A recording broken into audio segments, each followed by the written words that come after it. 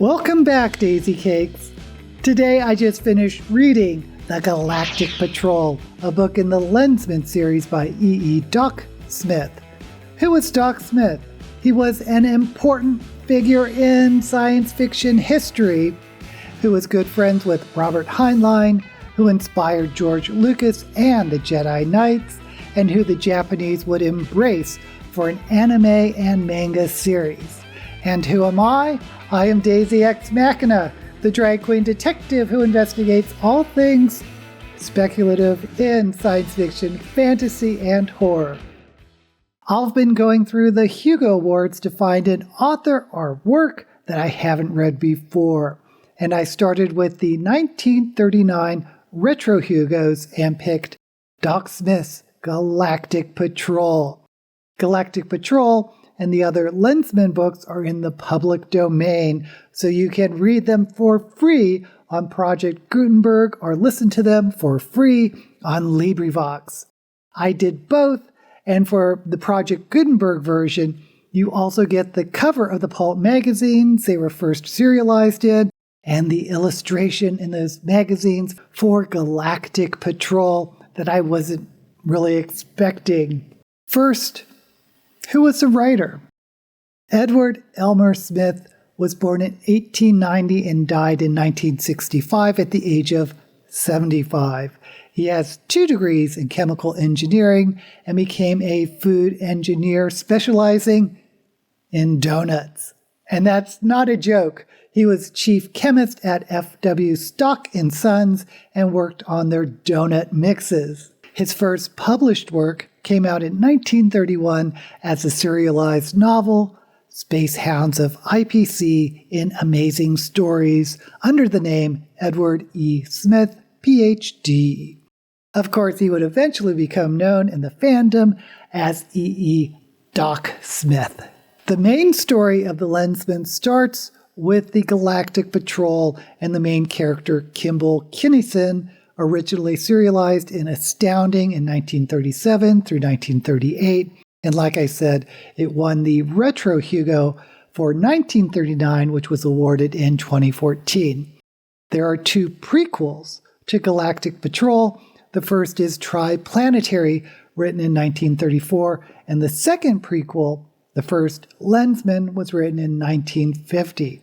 But when we talk about the Lensmen series, we mostly are looking at the Kim Kinnison character, which is introduced in Galactic Patrol. Now, I will be completely honest, I'm not a huge fan of Doc Smith's writing. I find his writing is overwrought, and it's not because it's old-fashioned, because I love reading Edgar Rice Burroughs, who predates Doc Smith. What do I mean by overwrought writing? Let me give you some examples. There was striking into each young consciousness a realization of the stark heroism of the grand old Lensmen before them.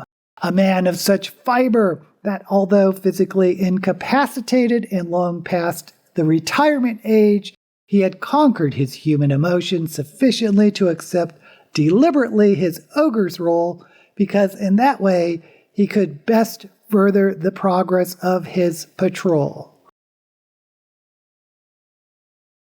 And here's another. Kinnison must be taken out of the speedster, inerted, his velocity matched to that of the flyer, and brought back aboard. Then and only then could doctor and nurse begin to work on him. Then they would have to land as fast as a landing could be made. The boy should have been in the hospital long ago.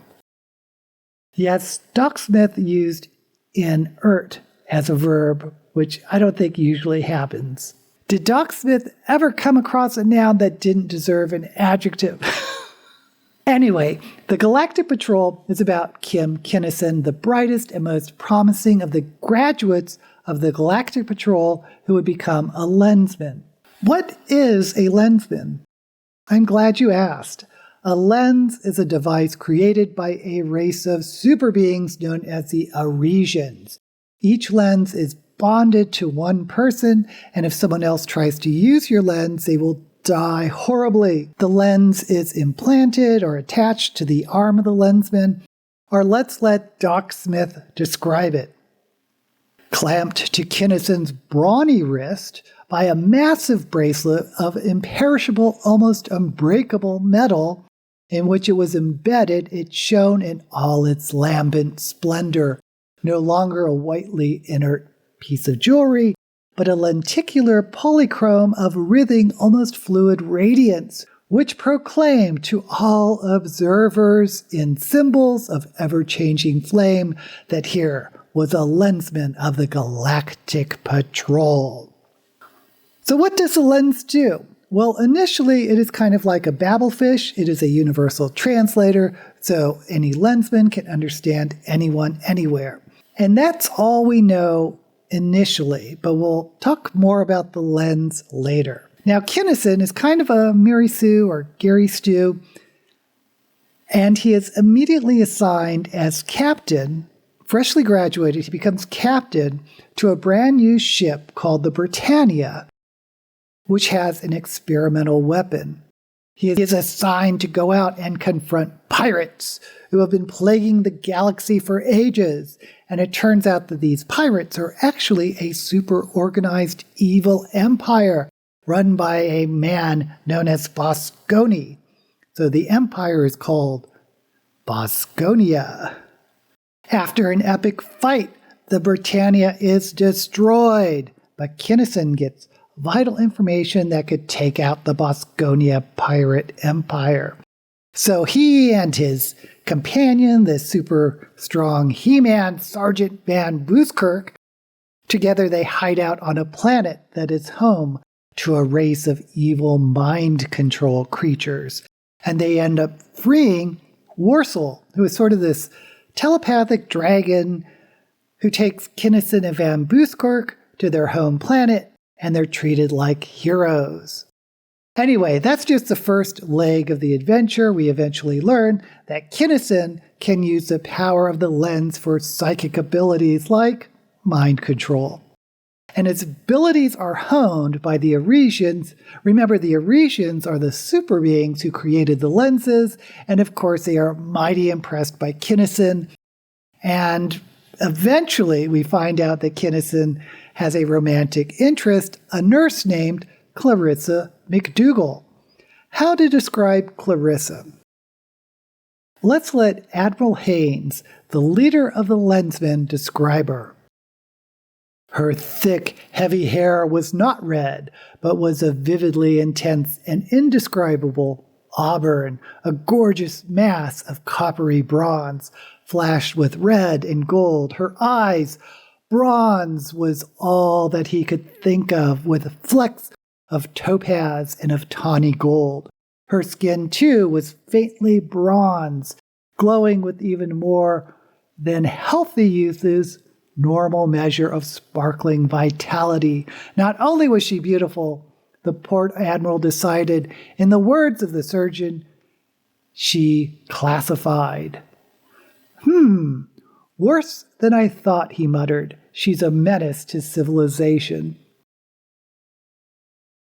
So yeah, this was basically the only woman character in the Galactic Patrol, though we are told that pirates, when they take ships, they kill the men and they take women as booty. And yes, our nurse Clarissa is kidnapped and forcibly dragged towards the captain's quarters. Yes, that means what you think it means. The implication is that she's going to be sexually assaulted unless Kinnison can save her. Spoiler, Kinnison saves her.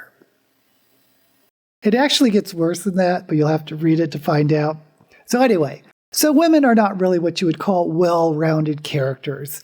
But apparently in later books, Clarissa becomes the first woman Lensman.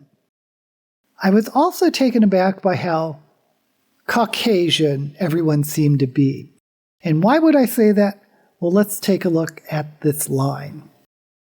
He had expected to see men since Aldebaran II, the only inhabited planet in the system, had been colonized from Tellus and its people, whereas truly human and Caucasian is those of Chicago or of Paris.